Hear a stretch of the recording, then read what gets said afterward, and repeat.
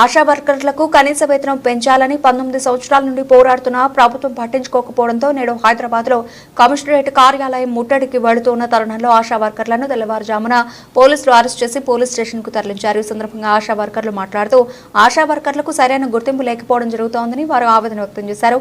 గర్భిణీ స్త్రీ నుండి డెలివరీ అయ్యేంత వరకు సేవలు అందిస్తున్న తమకు సరైన గుర్తింపు లేకపోవడం జరుగుతోందన్నారు.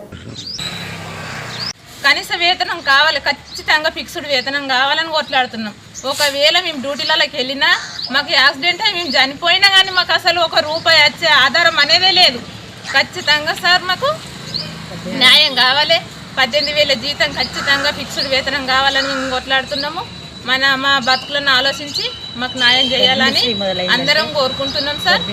మా అందరి న్యాయ వ్యవస్థకు మాకు మీరు అందరూ న్యాయం చేయాలని మేము కోరుకుంటున్నాం.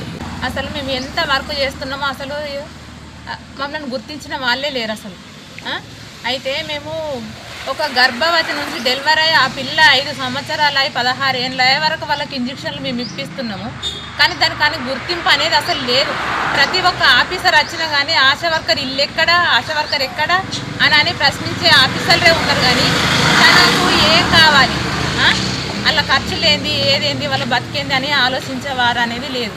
అందుకోసమే మేము ఇవాళ 10 తారీఖు రోజు హైదరాబాదు కమిషనర్ ముట్టడి కోసము సార్ దగ్గరికి వెళ్ళి మేము మా బాధలు చెప్పుకుందామన్న సమయంలో పోలీస్ వాళ్ళు మమ్మల్ని ఎక్కడికక్కడ అరెస్టులు చేసి పోలీస్ స్టేషన్లో పెట్టడం ఇది ఎంతవరకు న్యాయమో అసలు మాకు అర్థమైతలేదు. అసలు మా జీవితమే అనేది ఎక్కడ వెళ్తుందో అనేది కూడా మాకు అర్థమైతలేదు.